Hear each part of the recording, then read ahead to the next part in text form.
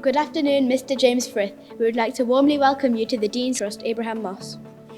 We would like to tell you all about our politics unit that we study in Year 5 at Abraham Moss. We took part in many activities that helped us to develop our voices as young citizens of Manchester.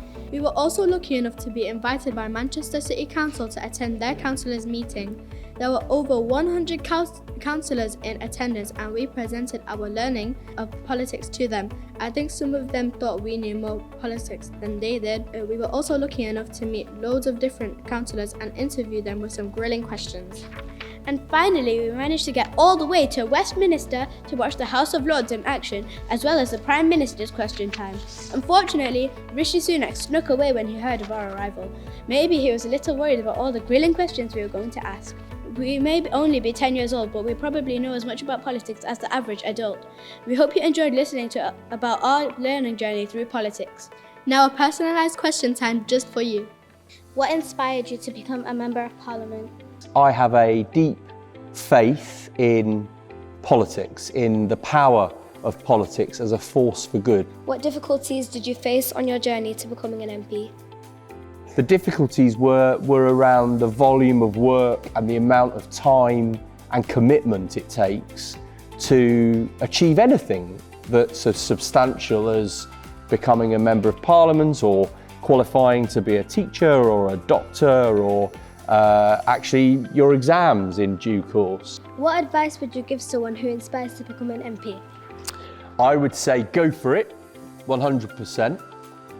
And I would get involved as early as you can in campaigns, in people-powered campaigns. What challenges do MPs face? So I think there is a difficulty in convincing the country that politics and politicians and MPs are trying to do the right thing the vast majority of the time.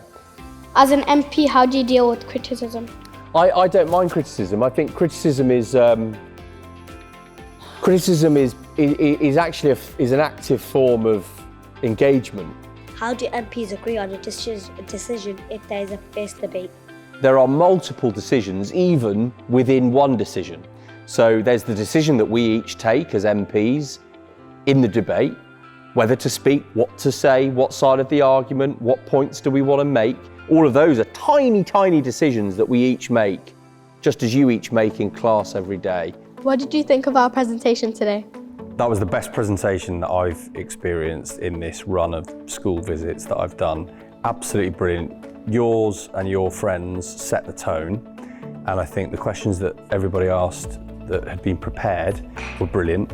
And then what we got is a really good mix of questions from everybody, including, how old am I and how much did you earn as an MP, but also some stuff about, the difficulties that people face and what inspires you, what's your favourite subject, some brilliant questions. So the diversity of it all, but really that came from you and the two of you in the presentation that you made at the start, set the tone for the rest of it. It was the right energy. What advice do you have for today's generation entering politics?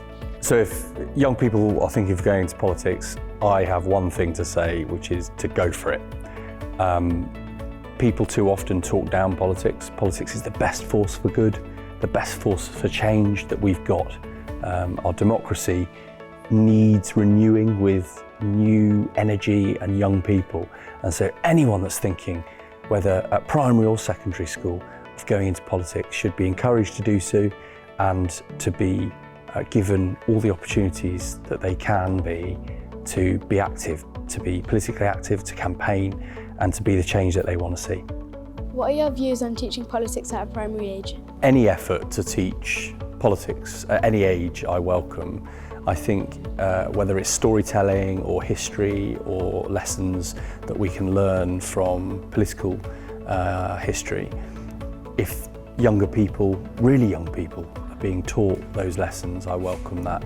I would go so far as to say that actually I think our voting age should be lowered to 16 and that our school system would respond therefore to that, as would our politics and our politicians.